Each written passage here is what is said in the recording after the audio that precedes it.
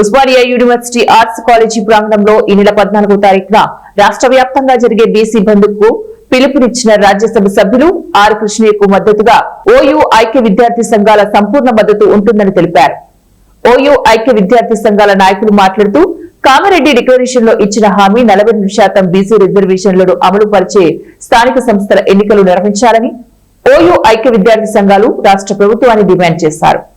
42% BC రిజర్వేషన్ల అంశాన్ని రాజకీయ జాప్యం చేయకుండా త్వరగా అన్ని రాజకీయ పార్టీలు కలిసి రాజకీయ పరిష్కారాన్ని చూపాలని డిమాండ్ చేశాయి. ఈ విషయంలో కేంద్ర రాష్ట్ర ప్రభుత్వాలు తక్షణమే చిత్తశుద్ధితో వ్యవహారం చేయాలని చెప్పేసి ఉస్మానియా యూనివర్సిటీ విద్యార్థి సంఘాలుగా డిమాండ్ చేస్తా ఉన్నాం. ఈ రోజు ఏమి ఆటంకమైతుంది? తమిళనాడులో 69% రిజర్వేషన్ ఇచ్చారు, ఈడబ్ల్యూఎస్ కి 10% రిజర్వేషన్ ఇచ్చారు. కానీ బీసీ సామాజిక వర్గానికి రిజర్వేషన్ ఇవ్వడానికి మాత్రమే ఎందుకు న్యాయ సమస్యలు వస్తా ఉన్నాయి? ఈరోజు రాష్ట్ర ప్రభుత్వం సరైనటువంటి డేటాతోనే ఎందుకు పోవట్లేదు? ఖచ్చితంగా బీజేపీ ప్రభుత్వం, సెంట్రల్ గవర్నమెంట్ ఉన్న బీజేపీ ప్రభుత్వం కాన్స్టిట్యూషనల్ రాజ్యాంగంలో 9వ షెడ్యూల్లో ఈ అంశాన్ని చేర్చినట్లయితే న్యాయపరమైనటువంటి సమస్యలు రావు. ఈ విషయం తెలిసి కూడా ఈరోజు తెలంగాణలో సై అంటున్నారు, ఢిల్లీలో నై అంటున్నారు. కాబట్టి ఈ రెండు పద్ధతులు ఏవైతున్నాయో ఈ రెండు నాలుకల వ్యవహారానికి స్వస్తి పలకాల్సిన అవసరం ఉంది.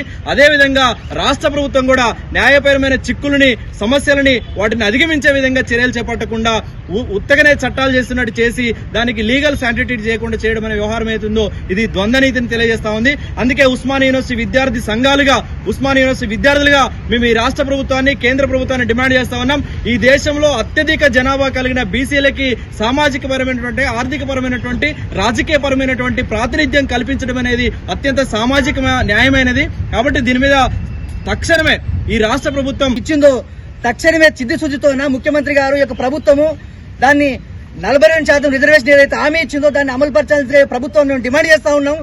ఏదైతే ఈ యొక్క అసెంబ్లీలో శాసనం ద్వారా మరి చట్టం ఆమోదించి మరి కేంద్రానికి పంపడం జరిగింది, మరి హైకోర్టులో పిటిషన్ వేసి దాన్ని బీసీల యొక్క హక్కుని కాలు రాస్తూ ఈ యొక్క ప్రభుత్వం కుట్రపూరితంగా మరి జీవో నంబర్ 9 ఇచ్చి మరి హైకోర్టులో కొట్టివేయడం జరిగింది, స్టే చేయడం జరిగింది. కాబట్టి మేము తీవ్రంగా బీసీలందరం కూడా తీవ్రంగా ముక్త కంఠంతో వ్యతిరేకిస్తున్నాం. ఎందుకంటే ఈ నెల 14వ తారీఖున జరగబోయేటువంటి బీసీ బంధు తెలంగాణ రాష్ట్రం మొత్తం కూడా బంధుకు మేము పిలుపునిస్తూ మద్దతు తెలుపుతా ఉన్నాం.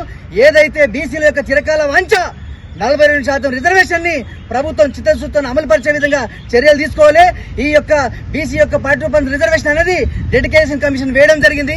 ఇది రాజ్యాంగబద్ధంగా ఏదైతే కులగన్న ఆధారంగా మాత్రమే ఈ యొక్క సరైనటువంటి ఆధారంగా మాత్రమే కోర్టుకు నివేదిక ఇవ్వడం జరిగింది.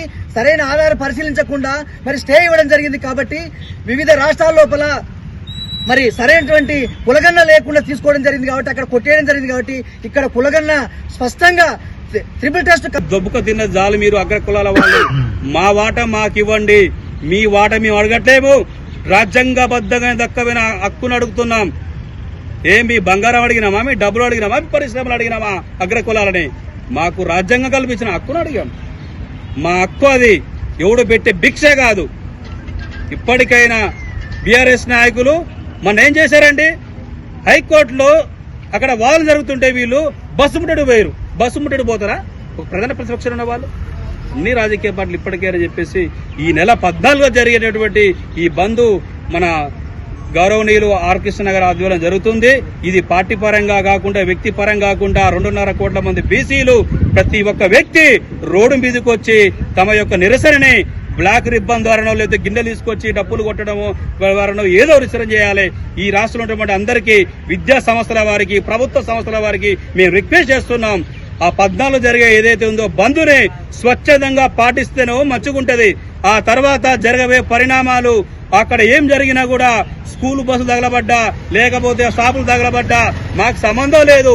ఎందుకంటే మేము శాంతియుతంగా గౌతమ బుద్ధుడి తరహాలో మేము యుద్ధం చేస్తున్నాం. మా యొక్క ఉద్యమానికి మీరు మద్దతు ఇచ్చి స్వచ్ఛందంగా మీరు మద్దతు తెలిపితే బాగుంటది. ఈ రాష్ట్రం అగ్నిగుండంగా మారకముందే రాష్ట్ర ప్రభుత్వం, కేంద్ర ప్రభుత్వం తక్షణమే స్పందించి ఏదైతే ఉందో ఆ బీసీ బిల్లు, ఆ బీసీలకు డిక్లరేషన్ ఇచ్చి ఆ గవర్నర్ గారు గెజెట్ ఇస్తే అయిపోతుంది, రాష్ట్రపతి గారు గెజెట్ ఇచ్చినా అయిపోతుంది. మా బీసీలో మాత్రం మా యొక్క జీవితాలు ఆడుకుంటే మాత్రం ఒక్కొక్క రాజకీయ పార్టీ, ఒక్కొక్క రాజకీయ నాయకుడు